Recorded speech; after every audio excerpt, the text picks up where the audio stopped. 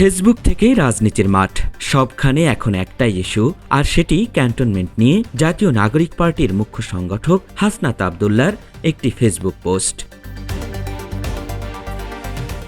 এখন হাসনাত আবদুল্লাহর সেই ফেসবুক পোস্ট ঘিরে যেন তৈরি হয়েছে নানা জটিলতা। বিভিন্ন রাজনৈতিক দল তো সমালোচনা করেছেনই, বাদ যাননি খোদ নিজেদের দলের নেতারাও। তাদের মধ্যে তীব্র প্রতিক্রিয়া দেখিয়েছেন সার্জিস আলম, নাসিরুদ্দিন পাটোয়ারি এবং হান্নান মাসুদ। সেনাবাহিনীকে জড়িয়ে পোস্ট দেওয়া নিয়েই মূলত প্রশ্ন তুলেছেন এনসিপির এই নেতারা, যেখানে এনসিপির ভিতরে ও বাইরে দ্বন্দ্বের আভাসও খুঁজছেন অনেকে।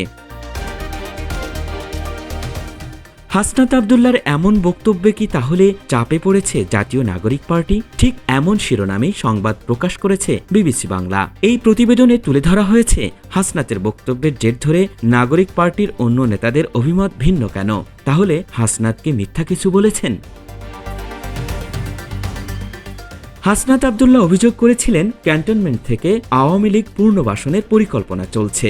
দেশের সেনাবাহিনীকে জড়িয়ে এই পোস্টটিকে ঘিরে সামাজিক যোগাযোগ মাধ্যম থেকে মাঠের রাজনীতি, সব জায়গায় নানা আলোচনা সমালোচনার ঝড় ওঠে। হাসনাতের ওই বক্তব্যকে নাগরিক পার্টির উত্তর অঞ্চলের মুখ্য সংগঠক সার্জিস আলম দ্বিমত পোষণ করেছেন।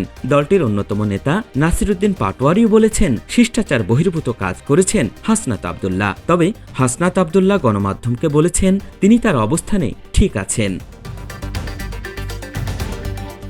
সার্জিস আলম তার স্ট্যাটাসে লেখেন, মানুষ হিসেবে যে কোনো ব্যক্তি বা ব্যক্তির অভিমতকে এক একজন এক একভাবে অবজার্ভ করে। হাসনাত সেদিন তার জায়গা থেকে যেভাবে সেনাপ্রধানের বক্তব্যকে অবজার্ভ ও রিসিভ করেছে এবং ফেসবুকে লিখেছে, আমার সেক্ষেত্রে কিছুটা দ্বিমত আছে।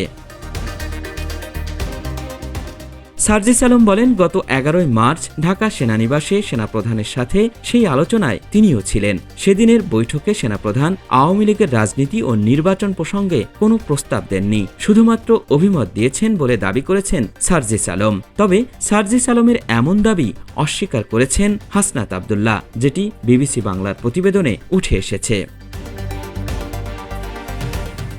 সার্জিস আলমের সেই পোস্টের নিচে আবার কমেন্ট করেছেন দলটির যুগ্ম মুখ্য সমন্বয়ক আব্দুল হান্নান মাসুদ। তিনি লিখেছেন, দুইজনের একজন মিথ্যা বলছেন, এটা চলতে পারে না। সেই সাথে দলের গুরুত্বপূর্ণ পোস্ট হোল্ড করেও হাসনাত সার্জিসের ব্যক্তিগত বিচরণ মোটেও ভালোভাবে দেখেননি হান্নান মাসুদ। তিনি বলেছেন, এতে বিতর্কিত হচ্ছে জাতীয় নাগরিক পার্টি।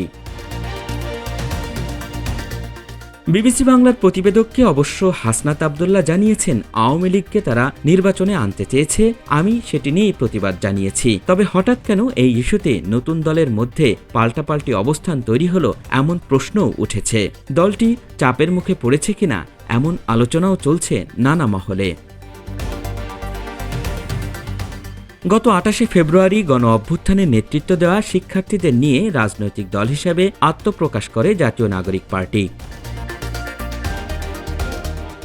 দলটির গঠনের আগেই নিজেদের মধ্যে অন্তঃকোন্দল দেখা গেলেও এই প্রথম বিরোধের বিষয়টি প্রকাশ্যে আসে সেনাবাহিনী ইস্যুতে। আল ইমরান, সময়ের আলো।